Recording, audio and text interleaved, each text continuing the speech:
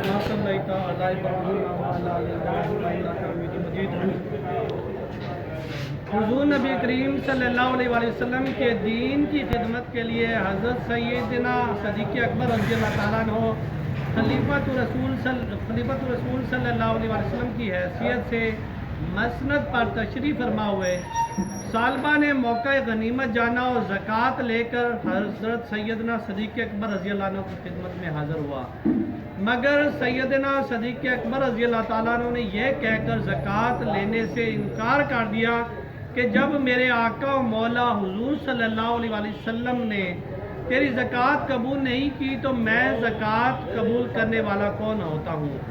یہ سن کر سالبہ روتا ہوا واپس چلا گیا، اور پھر وہ وقت آیا کہ حضرت صدیق اکبر رضی اللہ تعالیٰ عنہ کا بھی وصال ہو گیا، اور سیدنا عمر فاروق رضی اللہ تعالیٰ عنہ خلیفۃ المسلمین کی حیثیت سے مسند نشین ہوئے.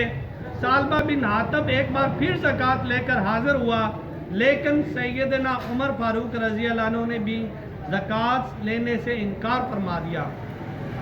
آخر وہ وقت آیا کہ حضرت سیدنا عمر فاروق رضی اللہ تعالیٰ عنہ کا بھی وصال ہو گیا، اور سالبہ بن حاتب کو بھی موت نے وقت نہ دیا کہ وہ حضرت سیدنا عثمان غنی رضی اللہ عنہ کی خدمت میں زکوٰۃ پیش کرتا. یعنی مال کی محبت نے سالبہ بن حاتب کو ہلاک کر دیا. حضور صلی اللہ علیہ وسلم کی ایک حدیث پاک بھی ایسے لوگوں کے بارے میں شہادت دیتی ہے کہ جنہوں نے مال و دولت کی محبت میں اپنے کیے ہوئے وعدوں کو بھلا دیا اور زکوٰۃ دینے سے انکار کر دیا، اپنی دنیا و آخرت کس طرح برباد کر لیتے ہیں. ابو ہریرہ رضی اللہ عنہ روایت فرماتے ہیں کہ آقا علیہ السلام نے ارشاد فرمایا، بنی اسرائیل میں 3 شخص رہا کرتے تھے، ان میں سے ایک کوڑی تھا، دوسرا اندھا اور تیسرا گنجا تھا. تینوں اپنی غربت اور مفلسی پر ٹھنڈی آہیں بھرا کرتے تھے. سالبہ کون تھے؟ وہ تھے کہ اللہ کے رسول صلی اللہ علیہ وسلم کی بارگاہ میں آئے. انہوں نے اپنی غربت کا کہا کہ اللہ کے رسول صلی اللہ علیہ وسلم میرے لیے دعا کر دے کہ اللہ تعالیٰ مجھے مال و دولت سے نواز دے. آپ صلی اللہ علیہ وسلم نے فرمایا کہ خاموشی اختیار کی. آپ نے فرمایا کہ سالبہ تمہیں جو ضرورت کی اللہ تعالیٰ تمہیں رزق دے رہا ہے. تو پھر اس نے دوبارہ پھر اصرار کیا. بار بار جب اصرار کیا آپ صلی اللہ علیہ وسلم نے اس کے لیے دعا کی. جب اللہ کے رسول صلی اللہ علیہ وسلم دعا کرے تو کسی چیز کی کمی نہیں ہوتی.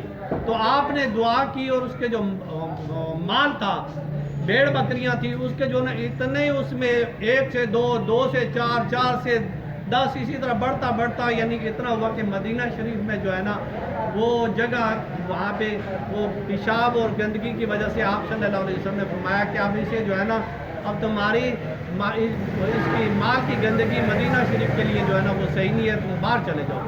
وہ باہر چلے گئے. جب باہر چلے گئے مدینہ شریف سے باہر دیہاتوں میں نکل گئے، تو پھر اس کے بعد جب زکوٰۃ کا حکم آ گیا، اللہ کے رسول صلی اللہ علیہ وسلم نے اپنے صحابہ کو بھیجا کہ جا کر اسے سالبہ کے پاس جاؤ زکوٰۃ کے لیے. اس نے اپنا حساب کتاب کیا اور جب کیلکولیشن کی تو اس نے کہا کہ میرا تو اب اتنا جو ہے زکوٰۃ بنے گی. اس کے بعد جب اس نے کہا جی میں خود پیش ہوں گا. جب وہ دوبارہ آپ صلی اللہ علیہ وسلم کے پاس حضرت ابوبکر صدیق رضی اللہ تعالیٰ عنہ پہنچے، بتایا بھی اللہ کے رسول صلی اللہ علیہ وسلم. اس نے سالبہ نے کہا کہ میں خود پیش ہوں گا. تو اللہ کے رسول صلی اللہ علیہ وسلم نے فرمایا کہ تمہیں بھی میں نے بھیجا تھا، اب آئے گا تو ہم نے اس کا جو ہے نا وہ نہیں لینا. پھر جب وہ دوبارہ ہوا مال لے کے آیا، تو جب آیا آپ صلی اللہ علیہ وسلم نے انکار کر دیا.